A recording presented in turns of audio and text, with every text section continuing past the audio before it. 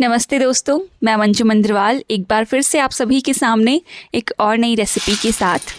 तो आज हम उत्तराखंड की बेहद स्वादिष्ट और पारंपरिक डिश भट्ट, जिसे कि सोयाबीन भी कहा जाता है, तो भट्ट की चुड़कवानी बनाने जा रहे हैं। तो चलिए शुरू करते हैं।